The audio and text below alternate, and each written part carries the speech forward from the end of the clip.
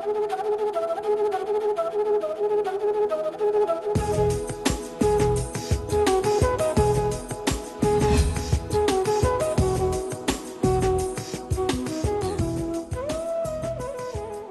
दोस्तों, स्वागत है आप सभी का समाचार प्लस के विशेष कार्यक्रम आपके सितारे में। आपके साथ मैं हूं नूरी कायनात। दोस्तों, आपके सितारे में हम आपको बताते हैं आपके ग्रह नक्षत्र का हाल और उनका आपकी कुंडली पर प्रभाव। जानते हैं हम कि राशि अनुसार आप क्या करें और क्या ना करें जिससे कि आपका दिन शुभ हो सके। और साथ ही आचार्य जी हमें बताते हैं शुभ फलों की प्राप्ति के लिए किया जाने वाला चमत्कारी महा उपाय। और आज हम अपने इस महा एपिसोड में आपको बताएंगे आपके कष्टों के निवारण के लिए उपाय, और साथ ही साथ ये बताएंगे कि मंत्र उच्चारण के साथ साथ आप कौन से पौधे लगा सकते हैं जिससे कि आपकी जो समस्याएं हैं वो दूर हो जाएं। तो देर किस बात की दोस्तों, आइए मिलकर शुरू करते हैं आज का आपके सितारे। नए साल में पूरी हो सकती है आपकी हर मनोकामना। कामयाबी और तरक्की से हो सकता है आपका सामना। जानिए पंडित वैभवनाथ शर्मा से कामना सिद्धि के उपाय। तो दोस्तों, आपके सितारे के इस महा एपिसोड में हम आपको बताएंगे कि आपको जो कुछ भी समस्या आ रही है, छोटी से छोटी समस्या और बड़ी से बड़ी समस्या अगर आपके जीवन में आ रही है तो इसके उपाय आप किस तरह से कर सकते हैं। पंडित जी हमें आज बताएंगे मंत्र उच्चारण, और साथ ही साथ बताएंगे कि पौधे लगाकर किस तरह से आप अपनी समस्याओं का समाधान निकाल सकते हैं। आपके सितारे आपका अपना कार्यक्रम है जिसमें आप अपने मन की हर एक जिज्ञासा को जान सकते हैं, अपनी दुविधा को शांत कर सकते हैं और अपने सभी सवालों का जवाब हासिल कर सकते हैं।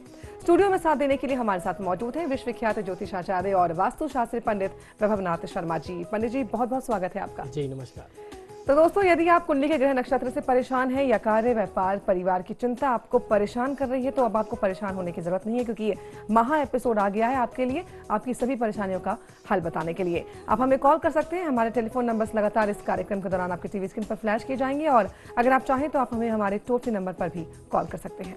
आप हमसे सीधी बात कर सकते हैं। हमारा टोल फ्री नंबर है 180010263003। आप इस नंबर पर मुफ्त में कॉल करें। इसके अलावा आप हमें हमारे लैंडलाइन नंबर्स 012046463332 और 012046463327 पर भी कॉल करके हमसे सीधी बात कर सकते हैं। तो चलिए दोस्तों, आपके सितारे की शुरुआत करते हैं आज के पंचांग से। जी बिल्कुल, आज का पंचांग इस प्रकार है। विक्रम संवत 2069 मार्गशीर्ष मास चल रहा है और मार्गशीर्ष मास के कृष्ण पक्ष की आज प्रतिपदा तिथि है, शनिवार का दिन है। नक्षत्र है पुनर्वसु, योग है इंद्र और करण है कौलव। तो चलिए पंचांग के बाद दोस्तों बात कर लेते हैं राशियों की। जानते हैं कि कैसा होगा आपका आज का दिन। चलिए जानते हैं कि मेष राशि वाले लोगों का राशिफल क्या कहता है।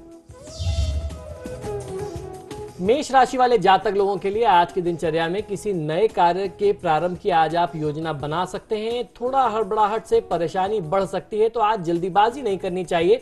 चोट चपेट लगने की भी आशंका दिखाई देती है आपके लिए। आज जब आप वाहन का प्रयोग करें, गाड़ी चलाते समय आज आपको बहुत सतर्क रहना है। आज के दिन को सफल बनाने के लिए मुनि स्तुत्याय नमः मंत्र का 108 बार जाप कर लेना आपके लिए हितकारी होगा। गरीब का, उसकी परिस्थिति का, उसके परिवेश का आप अनादर न करें। चलिए अब जानते हैं कि वृषभ राशि वाले लोगों के लिए क्या खास लेकर आया है आज का दिन। वृषभ राशि वाले जातक लोगों के लिए कार्यक्षेत्र में आज स्थिति आपके पक्ष में रहेगी, लेकिन स्वास्थ्य संबंधी समस्या, खासकर मानसिक तनाव से माइग्रेन की स्थिति, यदि आप उससे परेशान हैं, माइग्रेन की समस्या रहती है, तो आज आपको थोड़ा सा सिर में दर्द बढ़ सकता है। उम्मीद का दामन आपको थाम करके मेहनत करते रहना चाहिए। आपको अपने प्रयासों से विरत नहीं होना चाहिए। शेयर मार्केट में निवेश करने का आज ये अच्छा अवसर हो सकता है आपके लिए। यदि आप इन्वेस्टमेंट करते हैं तो आपको फायदा मिल सकता है।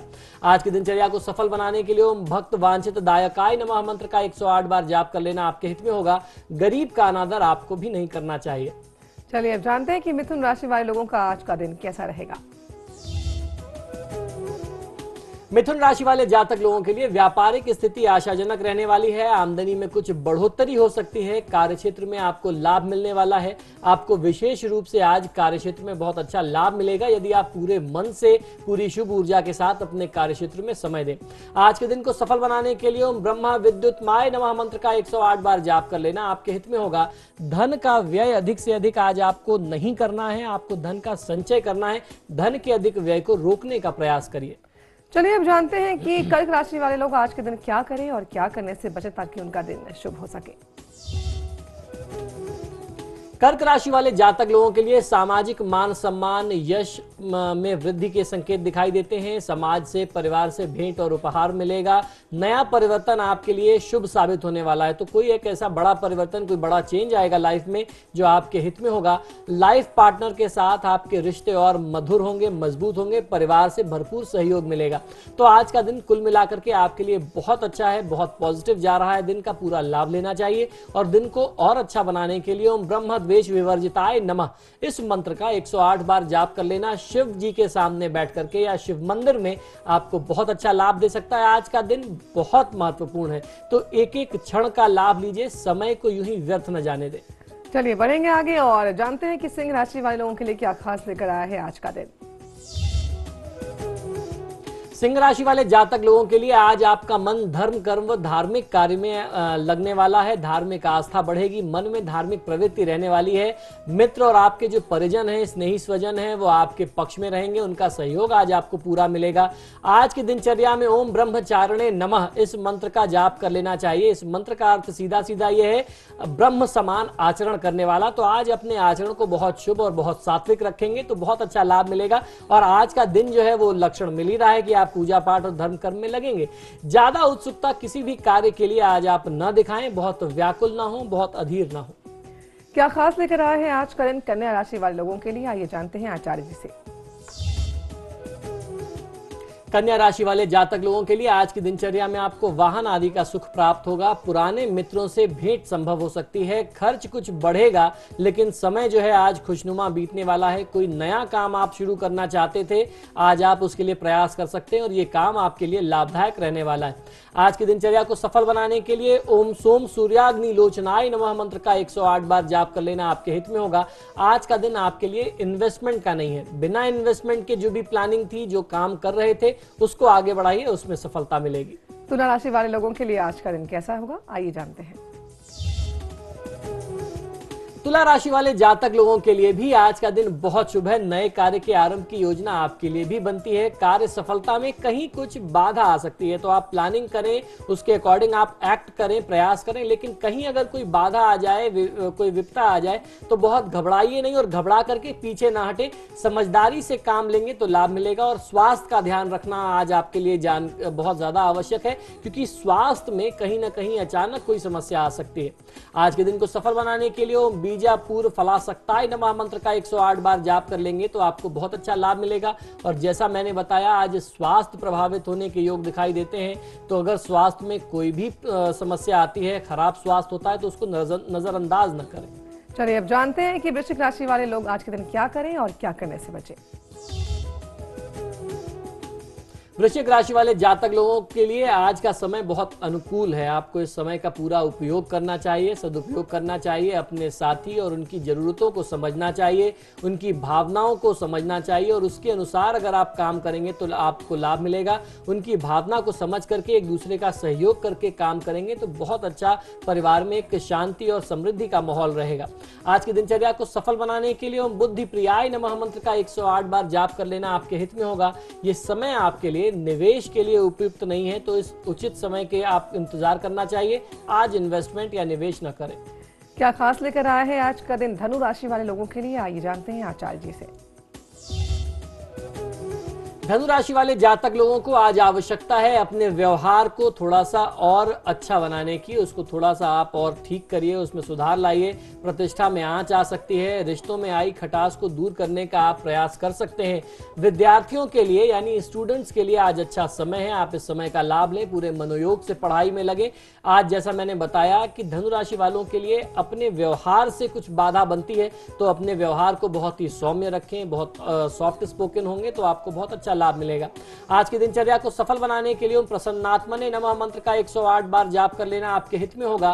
कार्य में यदि कोई रुकावट आ जाए, कोई बाधा आ जाए तो उससे तनावग्रस्त ना हो, तनाव न ले। चलिए अब बढ़ते हैं आगे और जानते हैं कि मकर राशि वाले लोगों का आज का दिन कैसा रहेगा। मकर राशि वाले जातक लोगों के लिए आर्थिक क्षेत्र में कुछ परेशानी आ सकती है। जो लोग नौकरी पेशा हैं उनके लिए नौकरी की स्थिति मनोनुकूल होगी, यानी आप जैसा चाहते थे आपके अनुसार ही परिस्थितियां आपके पक्ष में होंगी। घर, जमीन या मशीन खरीदने के नए योग बन सकते हैं। कुछ मशीनों में इन्वेस्टमेंट कर सकते हैं, प्रॉपर्टी में इन्वेस्टमेंट कर सकते हैं। तो आज के लिए आप ऐसा कोई अगर इन्वेस्टमेंट प्लान किया है आपने तो आपको बहुत अच्छा लाभ मिलेगा। कोई नया काम शुरू करने के लिए आप काफी समय से प्रयासरत थे तो उसमें भी सफलता आपको मिलेगी। यदि आप कहीं से लोन लेना चाहते थे, कर्ज प्राप्ति के लिए प्रयास कर रहे थे तो वो भी आपको आज लाभ मिल सकता है। आज की दिनचर्या को सफल बनाने के लिए ओम प्रमत्ता दैत्य भयताय नमः मंत्र का 108 बार जाप कर लेना आपको बहुत अच्छा लाभ दे सकता है। यदि आज की दिनचर्या में किसी कार्य में कोई बाधा आ जाए तो आज आप मन को निराश न करें, अवरोध आने से दुखी ना हो। चलिए अब जानते हैं कि कुंभ राशि वाले लोग आज के दिन क्या करें और क्या करने से बचे ताकि उनका दिन शुभ हो सके।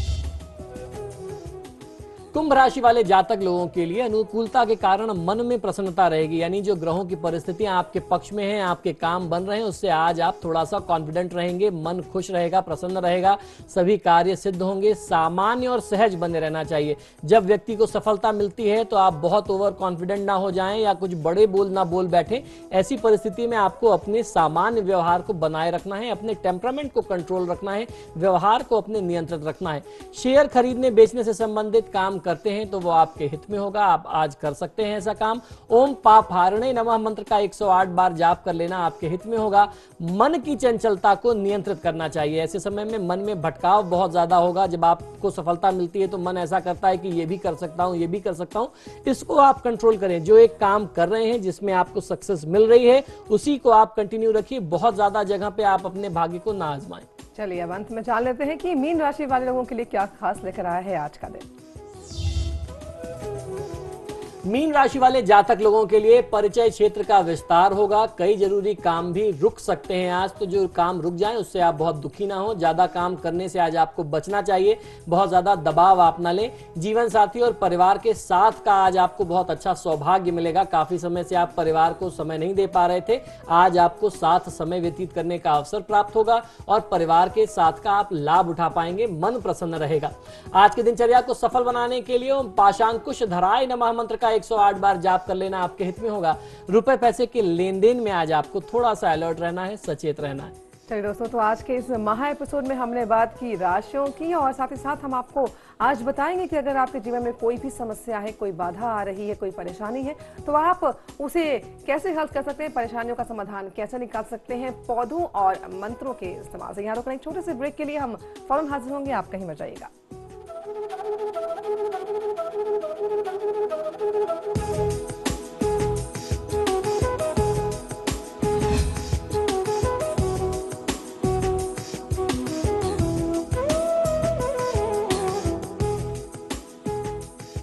ब्रेक के बाद स्वागत है दोस्तों आप सभी का आपके सितारे के इस महा एपिसोड में। हमने राशियों की बात कर ली, आपको बताया कि आपका आज का दिन कैसा रहेगा, लेकिन आज का ये महा एपिसोड हम खास तौर से लेकर आए हैं आपके लिए, क्योंकि अगर आपके जीवन में कोई भी परेशानी है, कोई भी समस्या है तो उसका हल आप ढूंढ सके। तो चलिए अब हम अपन जी के साथ चर्चा को आगे बढ़ाएंगे दोस्तों और जानेंगे कि अगर आपने कोई कामना की हुई है, कोई मन्नत मांगी हुई है आपने, और अगर वो मन्नत पूरी नहीं हो रही है, आपकी कामना पूरी नहीं हो रही है, तो उसके लिए आप क्या कुछ कर सकते हैं। पंडित जी, सबसे पहले हम शुरुआत करेंगे चर्चा की लक्ष्मी की प्राप्ति के लिए, क्योंकि आज के दौर में सभी लोग धनी होना चाहते हैं कि अधिक से अधिक धन की प्राप्ति हो। तो ऐसा भी कहा जाता है कि कुछ पौधे ऐसे हैं जिनको अगर आप अपने घरों में लगाए तो लक्ष्मी जो है वो आती है घर में। जी अवश्य, ये बहुत ही चमत्कारी प्रयोग माना जाता है हमारे शास्त्रों में। और हमारा शास्त्र कहता है कि हमारे शास्त्रों में बहुत सारी चीजें हैं, और आज ये जो एपिसोड हम आपके लिए लेकर के आए हैं ये सिर्फ इसलिए लेकर के आए हैं कि लोगों ने हमसे इतने सारे प्रश्न किए थे, हमने बस ये अनुभव किया कि हमें आपके ज्यादा से ज्यादा प्रश्नों के जवाब देने, और हमारे शास्त्रों में हर चीज से कुछ ना कुछ लाभ बताया गया है। वनस्पतियां हैं, पेड़ पौधे हैं, वृक्ष हैं, उसका भी आप अच्छा प्रयोग करके लाभ ले सकते हैं। तो जैसा आपने प्रश्न किया, लक्ष्मी प्राप्ति के लिए अपने घर या उसके आसपास आप कौन से वृक्षों को रोप सकते हैं, वृक्षारोपण कर सकते हैं जिससे आपको लाभ मिले। तो लक्ष्मी प्राप्ति के लिए तुलसी, आंवला, केला और बिल्व का वृक्ष अर्थात बिल्व पत्र का वृक्ष लगाना, बेल का पेड़ लगाना, बेल का फल जो है, बेल का पत्ता जो है बिल्व पत्र भगवान शिव को प्रिय है। बेल का फल जो है वो माँ लक्ष्मी के लिए बहुत ज्यादा चमत्कारी माना जाता है। जो माँ लक्ष्मी के लिए हम लोग हवन और यज्ञ अनुष्ठान करते हैं, जो विशेष अनुष्ठान होते हैं, बेल के फल का जो गूदा होता है अंदर का भाग, उससे माँ लक्ष्मी को आहुतियां दी जाती हैं,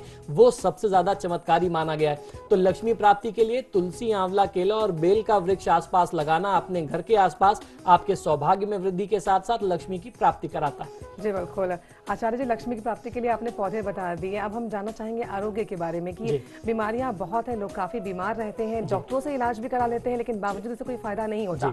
और कई लोग ऐसे होते हैं पंडित जी, जिन्हें पता ही नहीं होता कि पौधे लगाकर वो बीमारियों से प्राप्त। जी बिल्कुल, तो पौधे बताइए हमें कि क्या कौन से पौधे हैं वो। जी, हमारे ऋषि मुनियों ने बहुत ही दुर्लभ अनुसंधान किए हैं। आरोग्यता प्राप्ति के लिए भी उन्होंने कुछ विशेष पौधे बताए हैं। जैसे सबसे पहले ब्राह्मी, पलाश, अर्जुन की छाल को अक्सर देखा गया है जो वृद्ध लोग होते हैं, वरिष्ठ लोग होते हैं, जो खासकर जिनको हार्ट से संबंधित प्रॉब्लम हो, हार्ट में ब्लॉकेज आ जाए या डायबिटिक हो, तो अर्जुन की छाल को दूध में उबाल करके जिस तरीके से चाय पीते हैं, अगर अर्जुन की छाल की चाय पी जाए तो वो बहुत अच्छा लाभ देता है, आपके हार्ट के ब्लॉकेज को खोलता है। आंवला के गुणों को हम जानते हैं, सूरजमुखी और तुलसी के गुणों को हम जानते हैं। तो ये कुछ ऐसे पौधे थे जो आपको बहुत अच्छा लाभ दे सकते हैं। ब्राह्मी के गुणों से हम बहुत ज्यादा परिचित हैं, खासकर बच्चों के लिए, छोटे बच्चों के लिए जिनको बहुत ज्यादा चीजें याद न रहती हो, पढ़ाई में मन ना लगता हो, तो अक्सर देखा गया है कि ब्राह्मी का प्रयोग बताया जाता है कि बच्चों को आप ब्राह्मी पिलाइए, घिस के पिलाइए, तो उसका बहुत अच्छा फायदा मिलता है।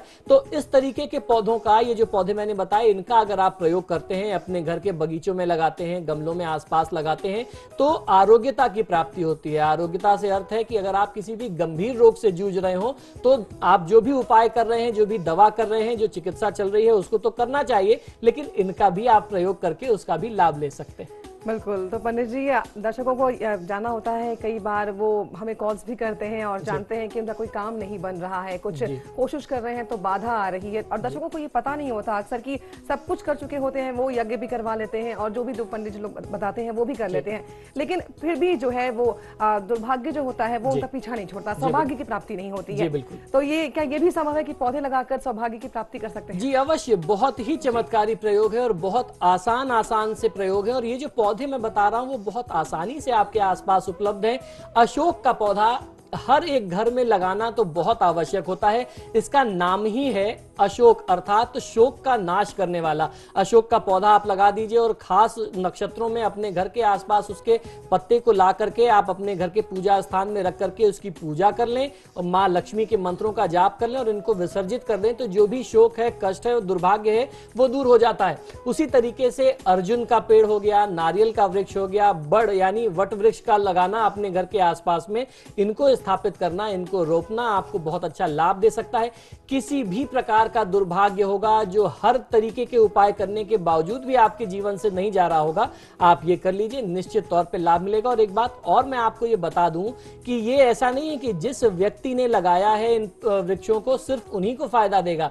कोई भी व्यक्ति अगर आपके परिवार में इन वृक्षों को लगाता है तो पूरे परिवार का और आसपास के समाज का कल्याण होता है इन वृक्षों से। जी बिल्कुल दोस्तों, तो अगर आप डॉक्टर्स के पास जाकर भी परेशान हो गए हैं, अगर आप संतान प्राप्ति के लिए दर दर भटक रहे हैं लेकिन आपको संतान की प्राप्ति नहीं हो रही है, तो पंडित जी इसके लिए भी उपाय बताइए कि कौन से वृक्ष को रोपकर संतान की प्राप्ति हो सकती है। जी बिल्कुल, देखिए संतान प्राप्ति के लिए भी नक्षत्रों की बहुत बड़ी भूमिका होती है, कुंडली की बहुत बड़ी भूमिका होती है। जैसे हम लोग अक्सर बात करते हैं कि संतान प्राप्ति के लिए भगवान विष्णु या भगवान श्री कृष्ण की कृपा का प्राप्त हो पाना किसी भी जातक के लिए बहुत ज्यादा आवश्यक है। इसी क्रम में जब हम लोग वृक्षों की बात करते हैं तो सबसे पहला क्रम आता है पीपल का। पीपल का अगर आप साइंटिफिक रीजन देखें, शायद ये कारण रहा हो हमारे ऋषि मुनियों ने इसको धर्म से जोड़ा कि वो एक ऐसा एकमात्र पौधा है जो सबसे ज्यादा ऑक्सीजन यानी प्राणदायी ऊर्जा उत्सर्जित करता है। तो और उसी में भगवान विष्णु का स्वरूप माना जाता है। भगवान विष्णु का वास अगर किसी वृक्ष में माना गया है तो वो पीपल और केले में माना गया है। तो आप पीपल का वृक्ष लगा सकते हैं और सिर्फ लगाने से आवश्यकता नहीं, उनको पालना चाहिए, उनको पोसना चाहिए और उनको जल देते रहना चाहिए, समय समय पर उनकी पूजा करते रहनी चाहिए।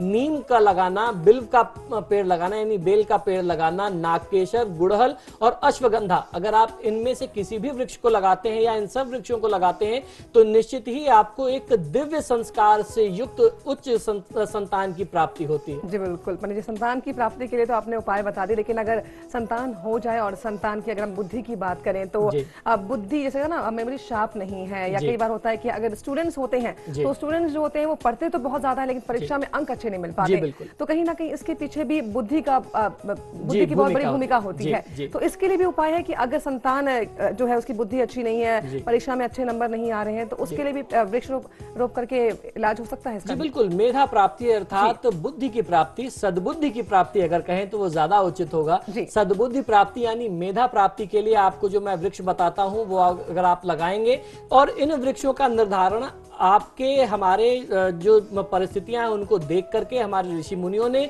उनके तत्व को, उनके जो प्रभाव हैं उनको जान करके नक्षत्रों के अनुसार इसको स्थापित किया है। तो सबसे पहले शंखपुष्पी, जैसे अभी हम लोगों ने जाना कि और सारे वृक्षों की क्या भूमिका है। जब किसी बच्चे की याददाश्त कमजोर होती है, लिखी पढ़ी चीजें उससे याद नहीं रहती, पढ़ाई में परीक्षा में उसके नंबर्स अच्छे नहीं आते, तो सबसे पहले उसको शंखपुष्पी का, कोई भी आम व्यक्ति कहता है कि इसको शंखपुष्पी पिलाना शुरू करो, तो उसी तरीके से पुष्पी आप लगा सकते हैं।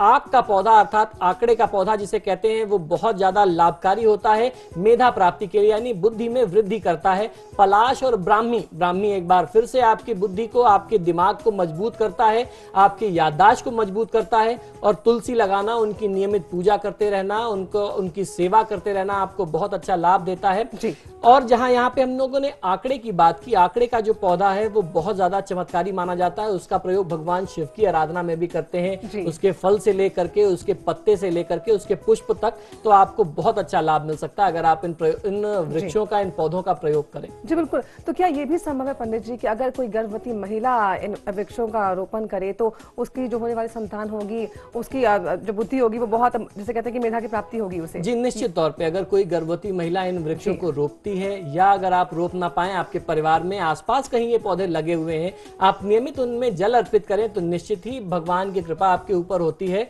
और इनकी जो ऊर्जा होती है वो आपके अंदर और आपके माध्यम से आपके संतान के अंदर आती है, जिससे उसको उच्च गुण और सद्बुद्धि की प्राप्ति होती है। चलिए दोस्तों, तो ये सभी हमने आपको उपाय बताए हैं, लेकिन अगर आप इन सभी उपायों के लिए अगर परेशान नहीं है, अगर ये सब परेशानियां आपको नहीं है, लेकिन बावजूद इसके कहीं ना कहीं सुख नहीं मिल पा रहा, आपको सुख और शांति नहीं है परिवार में, तो पंडित जी उसके लिए बताएं कि कौन कौन से वृक्ष रोप कर सुख की प्राप्ति? जी बिल्कुल, सुख प्राप्ति के लिए हमारे शास्त्रों में नीम वृक्ष को लगाना, स्थापित करना, कदम्ब वृक्ष को स्थापित करना, और उसके अलावा जो बड़े घने छायादार वृक्ष हैं जिसमें पीपल आता है, बरगद आता है, अगर आप इनको लगाएं तो ऐसा मानते हैं कि सुख की प्राप्ति होती है, सौख्य और सौभाग्य की प्राप्ति होती है। तो ये कुछ ऐसे प्रमुख वृक्ष हैं जिनको आप जब भी अपने घर में लॉन बना रहे हैं, आपने गार्डन बना रखा है, या आप वृक्षारोपण की योजना बना रहे हैं, तो इन वृक्षों को आप अवश्य रोपें। चलिए अब पंडित जी, अब हम ये जानना चाहेंगे कि सब कुछ मिल जाता है इंसान को, सुख भी है, पैसा भी है, संतान भी है, लेकिन बावजूद इसके जीवन में खुशियां नहीं होती, जीवन में अगर हम बात करें आनंद नहीं होता है, कहीं ना कहीं कुछ कमी होती है, तो इसके लिए क्या करें? जी बिल्कुल, ये बहुत ही प्रमुख चीजें हैं कि आज के इस भौतिक युग में सारे संसाधन होने के बावजूद भी व्यक्ति मन से सुखी नहीं होता, और जब तक आप मन से सुख नहीं ले सकते तो आप किसी भी चीज का आनंद नहीं ले सकते। आपके पास सारी चीजें हैं लेकिन आप मन से दुखी हैं। तो आनंद प्राप्ति के लिए हर श्रृंगार यानी पारिजात का पौधा लगाना, रातरानी, मोगरा और गुलाब को अपने घर के आसपास लगाना, अपने बगीचों में या कहीं वृक्षारोपण करना, स्थापित करना आपको बहुत अच्छा आनंद की प्राप्ति कराएगा, मन आपका प्रफुल्लित रहेगा। फिर से बता देता हूं, हर श्रृंगार यानी जिसे पारिजात कहते हैं, रातरानी, मोगरा और गुलाब, इन पौधों को लगाने से आनंद की प्राप्ति होती है, ऐसा हमारे शास्त्रों का मत है। बिल्कुल दोस्तों, तो हमने आपको अभी बताया कि कौन कौन से पौधे लगाकर आप सुख समृद्धि की प्राप्ति कर सकते हैं, लेकिन महा एपिसोड में अभी बहुत कुछ बाकी है दोस्तों। आगे हम आपको बताएंगे कि कौन कौन से मंत्रों का उच्चारण करके आप अपने सभी दुखों को दूर कर सकते हैं। रुक रहे हैं एक छोटे से ब्रेक के लिए, हम फौरन हाजिर होंगे, कहीं मत जाइएगा।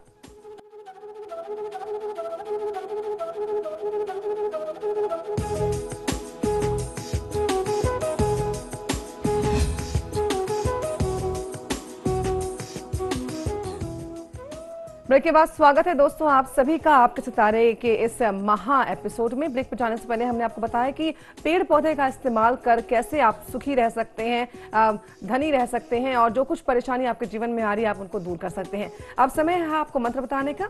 अब हम बात करेंगे रामचरितमानस के कुछ ऐसे मंत्रों की जिनसे पूरी होंगी आप सभी की मनोकामनाएं। तो चलिए पंडित जी के साथ चर्चा को आगे बढ़ाते हैं। पंडित जी, सबसे पहले शुरुआत करना चाहेंगे हम कृपा से। प्रभु की कृपा पाने के लिए कौन सा मंत्र आप बताना चाहेंगे? जी देखिए, हम लोग जो भी कोई भी व्यक्ति पूजा पाठ करता है उसकी सबसे पहली आकांक्षा ये होती है कि मेरी पूजा से प्रभु प्रसन्न हो जाएं। और हमारे यहाँ जो रामचरितमानस जैसा दिव्य हम लोगों को ये ग्रंथ मिला है उसकी एक एक चौपाई अपने आप में स्वयं सिद्ध है और रामबाण का काम करती है। तो उन आवश्यकता है उन चौपाइयों को जानने की और उनके प्रयोग को समझने की कि आप कैसे कर सकते हैं। जो चौपाई अब मैं आपको बता रहा हूं ये आपको भगवान श्री राम की कृपा दिलाएगी, दैवी कृपा दिलाएगी। इस चौपाई को आप समझ लें, सुन लें और उसको लिख लें और इसके मैं प्रयोग भी आपको बताऊंगा कि आप उसका किस तरीके से प्रयोग करें तो आपको लाभ मिले।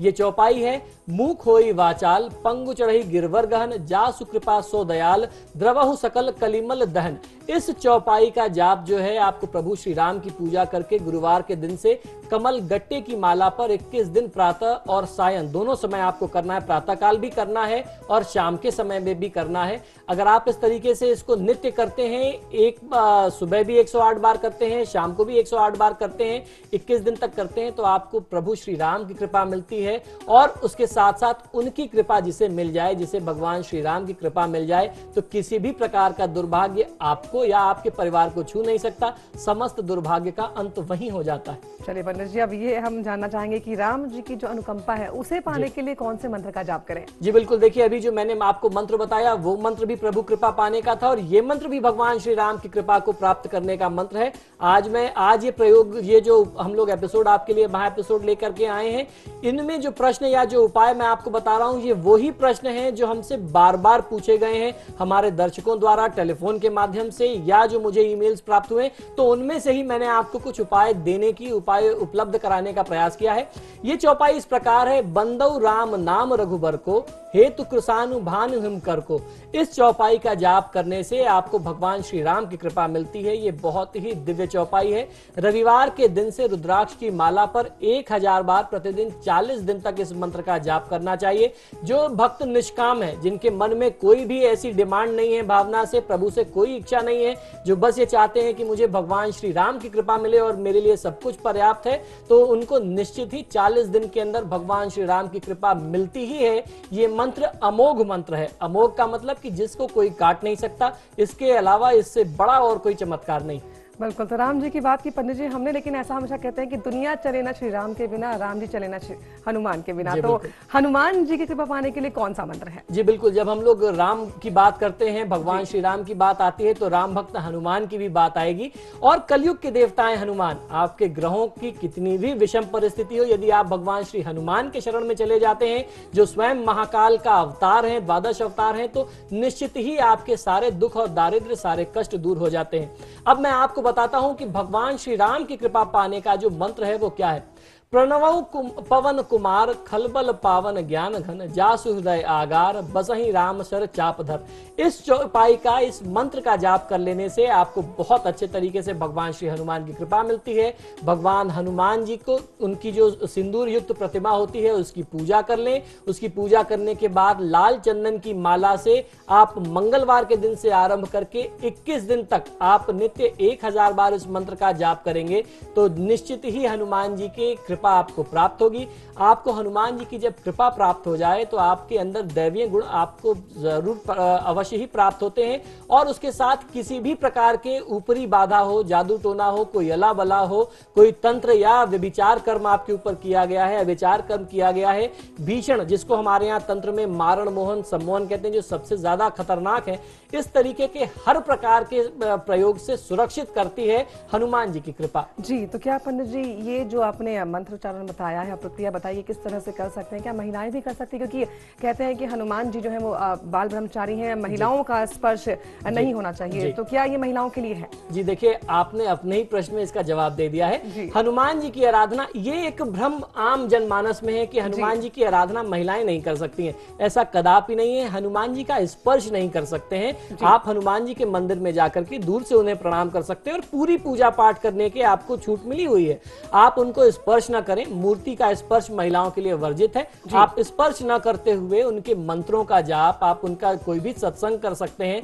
हनुमान चालीसा, बजरंग बाण, किसी भी तरीके की चौपाई का आप जाप कर सकते हैं, पाठ कर सकते हैं। चलिए अब जानते हैं पंडित जी से कि वशीकरण करने के लिए मंत्र कौन सा है। पंडित जी देखिए, वशीकरण की जब बात आती है तो लोग उसको कई गलत तरीके से, गलत मायनों में भी उस अर्थ को समझ सकते हैं। वशीकरण से अर्थ यहाँ पर रामचरितमानस की इस चौपाई से ये है कि आपका कोई अपना, जो आपके परिवार का अपना सदस्य है, जिससे आपका बहुत ज्यादा भावनात्मक लगाव है, वो आपसे रूठ गया है, या आपसे और उसके बीच में किसी व्यक्ति ने किसी बुरी भावना से, दुर्भावना से आप दोनों के बीच में कोई मतभेद करा दिया है, तो उसको आप कैसे अपनी तरफ दोबारा ला सकते हैं, उसके मन में आप दोबारा अपने लिए कैसे स्थान बनाएं, कैसे वो जगह दोबारा प्राप्त करें, इसके लिए है। इस मंत्र का प्रयोग आपको यूं ही नहीं कर लेना चाहिए, हर किसी के लिए नहीं कर लेना चाहिए। आजकल ऐसे फोन कॉल्स मेरे पास बहुत आते हैं कि गर्लफ्रेंड और बॉयफ्रेंड का झगड़ा हो गया और मुझे वशीकरण कराना है। ये प्रयोग उसके लिए नहीं है। आप इसमें आपको देवी देवताओं के कुछ दोष भी मिल सकते हैं अगर आपने गलत कारण से इसका जाप किया है। इसका कारण हमेशा शुभ होना चाहिए, तभी आपको इसका लाभ मिलेगा। चौपाई मैं आपको बताता हूं। जो कह राम लखन बैदेही, हिकर हिकर हित हे रही तेरी तेही। इस चौपाई का जाप करने से आपको बहुत अच्छा लाभ मिलेगा। जिस भी प्रिय व्यक्ति से आपके संबंध विच्छेद हो गए हैं, यानी संबंध टूट गए हैं, वह दोबारा मधुर हो जाएंगे। सूर्य ग्रहण के समय में या किसी भी पर्वकाल के दौरान जो है, आप इस मंत्र का जाप करते रहना चाहिए आपको। इसमें इसके जाप करते रहने से ये मंत्र सिद्ध हो जाता है। सूर्य ग्रहण में, पर्वकाल में, जिस समय सूर्य ग्रहण का काल हो, या उसके अलावा किसी भी अच्छे योग में आप इसको जाप कर सकते हैं। इससे आपको बहुत अच्छा लाभ मिलेगा। और यदि आवश्यकता हो तो इस मंत्र को 7 बार पढ़ करके गोरोचन का तिलक मस्तक पर लगा लें। जिस भी सभा में जाएंगे, जिस भी व्यक्ति के सामने जाएंगे, वो सभा आपके लिए मोहित हो जाएगी, वह व्यक्ति आपके समक्ष मोहित हो जाएगा। इस प्रकार करने से वशीकरण होता है। आप किसी के ऊपर भी कंट्रोल पा सकते हैं, किसी को भी अपने वश में, अपने अधीन कर सकते हैं। जी बिल्कुल। तो पंडित जी, वशीकरण के बारे में आपने बताया, लेकिन ऐसा कई बार देखा जाता है कि लोग निराश होकर हमें कॉल करते हैं। कई बार आपके पास कॉल्स आती हैं, लोग पूछते हैं कि सब कुछ ट्राई कर लिया, सब कुछ कोशिश कर ली, मंत्रोच्चारण भी कर लिया हमने कहीं, और जो उपाय बताए गए वो भी कर लिया, लेकिन मेहनत बहुत कर रहे हैं, सफलता नहीं मिल रही है। तो सफलता किस तरह से ले सकते हैं? क्या इस तरह से कुछ उपाय है कि हम मंत्रों का उच्चारण करके सफलता हासिल कर सकते हैं? जी बिल्कुल, निश्चित ही हमारी रामचरितमानस में ऐसी बहुत सारी चौपाइयां हैं जिसमें आप सफलता प्राप्त कर सकते हैं, जिनका जाप अगर आप नियमित तौर पे करें तो आपको बहुत अच्छा लाभ मिल सकता है। अब मैं आपको चौपाई बताता हूं कि सफलता प्राप्त करने के लिए आपको किस चौपाई का जाप करना है और उसकी प्रक्रिया क्या होगी। प्रभु प्रसन्न मन सकुच तजी जे जेहि आयुष देव, सो सिर धरी धरी करही, सब मिटही अनट अवरेब। जितनी भी तरीके की बाधा होगी वो सारी बाधा दूर हो जाएगी और उस बाधा को दूर करके आप सफलता को प्राप्त करेंगे। इस चौपाई का इतना सा ही अर्थ है। प्रतिदिन इस मंत्र को 1008 बार आपको जाप कर लेना चाहिए। इस चौपाई के जाप से, इस मंत्र के प्रभाव से सभी कार्यों में आपको अभूतपूर्व सफलता मिलती है। और ये कुछ जो चौपाइयां या जो प्रयोग मैं आपको बता रहा हूं, वो ऐसी चौपाइयां, ऐसे प्रयोग हैं जिनका प्रयोग हम लोग अपने दैनिक जीवन में निरंतर करते रहते हैं। और वो प्रयोग जब देखा है, उसका अनुभव किया है, उसकी सफलता का स्तर जाना है, तब मैं आपको आज ये सारी चौपाइयां, ये सारे प्रयोग बता रहा हूं। इसका आप प्रयोग अपने जीवन में करें, निश्चित ही लाभ मिलेगा। और आपकी ही सुविधा के लिए ये चौपाइयां आपकी टेलीविजन स्क्रीन पर भी आ रही हैं। जी बिल्कुल। आचार्य जी, अब तक हमने जो भी मंत्र बताए वो दर्शकों को बताया कि उन्हें जो परेशानी है वो दूर कर सकते हैं और सुख समृद्धि की प्राप्ति कर सकते हैं।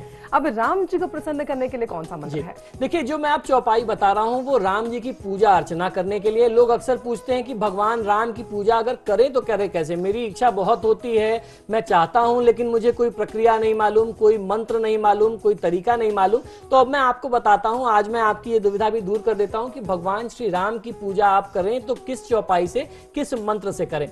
अब नाथ करी करुणा, बिलो कहूं दोहु जो बर मांगहूं, जे ही जोनी जन्म कर्म बस तह राम पद अनुराग हूं। अर्थात कि बस प्रभु आपसे यही प्रार्थना है कि जिस भी जन्म में, जिस भी योनि में आप मुझे अगला जन्म दें, मैं राम पद और राम का अनुराग प्राप्त कर सकूं, आपकी कृपा प्राप्त कर सकूं।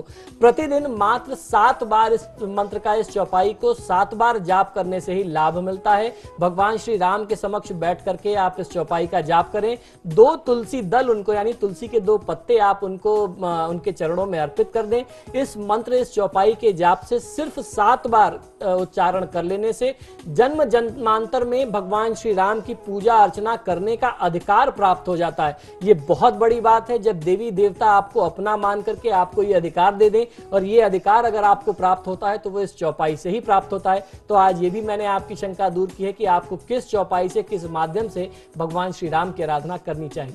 जी बिल्कुल दोस्तों, बढ़ेंगे आगे और अब आपको बताएंगे हम कि अगर आप परेशान हैं और मन की शांति नहीं मिल रही, क्योंकि पंडित जी जब तक मन शांत ना हो कुछ भी अच्छा नहीं लगता, आसपास की चीजें भी पसंद नहीं आती हैं, तो मन की शांति के लिए कौन सा मंत्र है? जी बिल्कुल, देखिए कभी ऐसी परिस्थिति व्यक्ति के सामने आ जाती है कि आप बहुत ज्यादा मन उद्विग्न होता है, यानी परेशान होता है, नाना प्रकार की चीजें दिमाग में चल रही होती हैं, मन में चल रही होती हैं, जिससे आप बहुत ज्यादा विचलित हो जाते हैं। और जब आप विचलित होते हैं तो आपके जो बड़े निर्णय हैं, चाहे वो परिवार से जुड़ा हो, आपके कार्यक्षेत्र से जुड़ा हो, तो वो गलत हो जाता है। तो ऐसी परिस्थिति में आपके साथ कुछ भी अशुभ ना हो, कुछ भी आपका जो दुर्भाग्य है वो आपको परेशान न करे, उसके लिए मन को नियंत्रित करने के लिए भगवान श्री राम का ये मंत्र है, आपको इसका जाप करना चाहिए। बहुत अच्छा मंत्र है, आप इसको 2 बार जाप करेंगे तो आपका मन राममय हो जाएगा। राम राम कही राम कही, राम राम कही राम, ये चौपाई है रामचरितमानस की। जब आप इसको ध्यान करें, जब आपका मन बहुत ज्यादा उद्विग्न हो, बहुत ज्यादा परेशान हो, भगवान श्री राम आपकी समस्या का, आपकी चिंता का, आपकी जो अशांति है मन में, उसका कोई ना कोई रास्ता निकाल देंगे।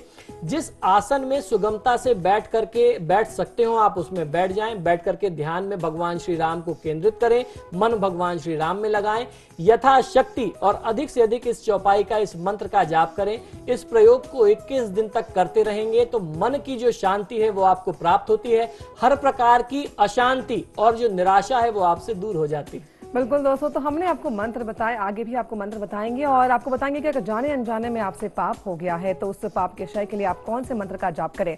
रुक रहे हैं हम फिलहाल यहाँ पर एक छोटे से ब्रेक के लिए, फौरन हाजिर होंगे, कहीं मत जाइएगा।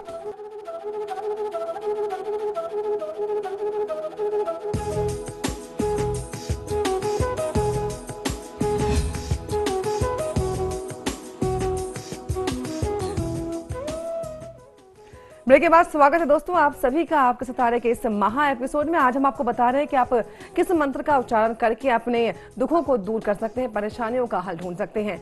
दोस्तों अगर जाने अनजाने में आपसे पाप हो गया है और आप परेशान हैं कि किस तरह से पापों के क्षय के लिए आप परेशान हो रहे हैं, तो अब आपको परेशान होने की जरूरत है, क्योंकि पंडित जी बताएंगे कि किस तरह से मंत्रों का उच्चारण करके हम जो है अपने पापों से मुक्ति पा सकते हैं। जी बिल्कुल, बहुत ही चमत्कारी चौपाई है और बहुत आसान, बहुत सरल सी ये चौपाई है।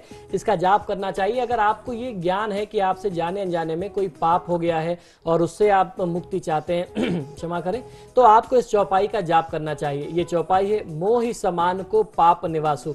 इस चौपाई के जाप से जो आपको जानकारी है कि जाने में या अनजाने में आपसे कोई गलती, कोई भूल चूक, कोई पाप हो गई है, आपसे कोई ऐसा पाप हो गया है, तो आप भगवान श्री राम से क्षमा मांग सकते हैं। रुद्राक्ष की माला पर प्रतिदिन 1000 बार इस चौपाई को 40 दिन तक जाप करेंगे और अपने नाते रिश्तेदारों से कुछ सिक्के भिक्षा के रूप में प्राप्त करके गुरुवार के दिन विष्णु जी के चरण में अगर आप इसको अर्पित करेंगे तो निश्चित ही आपको विष्णु जी के चरण में अर्पित करें या विष्णु मंदिर में अर्पित कर दें तो बहुत अच्छा लाभ मिल सकता है आपको।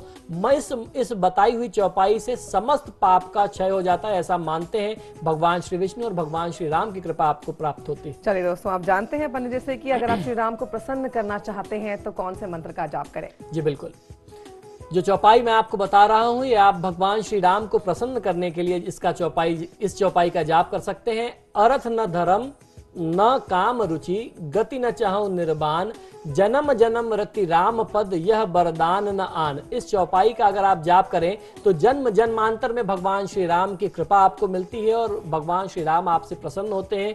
इस मंत्र को यथाशक्ति अधिक से अधिक की संख्या में जाप करना चाहिए। 40 दिन तक यदि आप नियमित संख्या में जाप करते हैं, जो आपने संख्या पहले दिन निर्धारित की थी उसी क्रम को 40 दिन तक रखिए।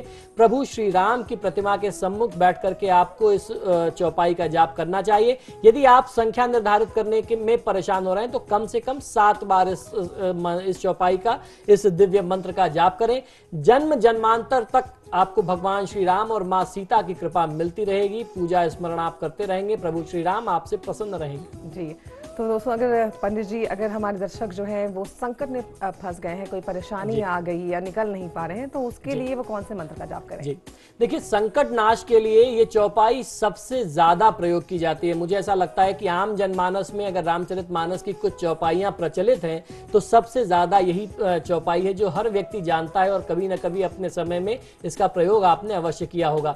दीन दयाल बिरद संभारी, हरहु नाथ मम संकट भारी। चौपाई पुनः एक बार सुन लें। दीन दयाल बिरद संभारी, हरहु नाथ मम संकट भारी। लाल चंदन की माला पर 21 दिन तक निरंतर आपको जाप करना चाहिए। 10,000 चौपाई का यानी 10,000 मंत्रों का उच्चारण जब आप कर लें तो आपको बहुत अच्छा लाभ मिलता है। विकट से विकट संकट भी प्रभु श्री राम की कृपा से दूर हो जाते हैं। इस चौपाई को सबसे ज्यादा अनुभव किया गया है, सबसे ज्यादा अनुभूत प्रयोग है। चलिए पंडित जी, अब जानना चाहेंगे आपसे विघ्न नाशक गणेश मंत्र। जी बिल्कुल, हमारे रामचरितमानस में जब तुलसीदास जी ने मानस को लिखना आरंभ किया तो समस्त देवी देवताओं गणों की आराधना की और उसके साथ साथ सबकी जब उन्होंने कृपा प्राप्त कर ली तो उन्होंने फिर रामचरितमानस की रचना की। उसी क्रम में उन्होंने भगवान श्री जो विघ्न नाशक हैं, भगवान श्री गणेश, उनकी भी आराधना की। जो सुमिरत सिद्धि होई, गणनायक करिबर बदन, करौ अनुग्रह सोई, बुद्धि राशि शुभ गुण सदन। इस चौपाई का जाप करने से भगवान श्री गणेश की कृपा मिलती है और भगवान श्री गणेश की जिसको कृपा मिल जाए आपके सारे काम निर्बाध्य होते हैं, किसी भी काम में कोई बाधा नहीं आती। गणेश जी को सिंदूर का चोला अर्पित किया जाता है। जैसे हम लोग हनुमान जी को करते हैं सिंदूर और चमेली के तेल का चोला, उसी तरीके से आप उनको भी, गणेश जी को भी अर्पित करें। प्रतिदिन लाल चंदन की माला पे प्रातः काल आपको सुबह ये जाप करना चाहिए।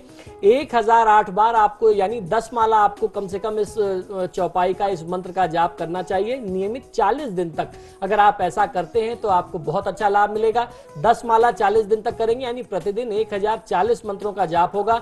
हर प्रकार के विघ्न नाश होते हैं और भगवान श्री गणेश जी का अनुग्रह, उनकी कृपा आपको प्राप्त होती है। जी बिल्कुल दोस्तों, तो हमने आपको आज बताया कि किस तरह से आप मंत्र का उच्चारण करके अपनी सभी परेशानियों को दूर कर सकते हैं। पंडित जी, लेकिन लोगों को पता नहीं होता, रामचरितमानस का जाप तो करते हैं, पढ़ते भी हैं, लेकिन लोगों को पता नहीं होता कि इतने सारे उपाय जो हैं वो हमारे धार्मिक ग्रंथों में छुपे हैं। जी, अगर आपको कोई भी परेशानी है, अगर दुविधा है, तो आप उन सभी परेशानियों का हल निकाल सकते हैं। और आपकी परेशानियों का हल निकालने के लिए हम लेकर आए हैं ये महा एपिसोड, जिसमें आपको बता रहे हैं मंत्र उच्चारण। साथ ही साथ हमने आपको ये भी बताया कि कौन कौन से पौधे और पेड़ लगाकर आप अपने दुखों को दूर कर सकते हैं। आचार्य जी, बहुत बहुत धन्यवाद करना चाहेंगे आपका इस महा एपिसोड में आने के लिए और इतने सारे मंत्र बताने के लिए। मेरा सौभाग्य।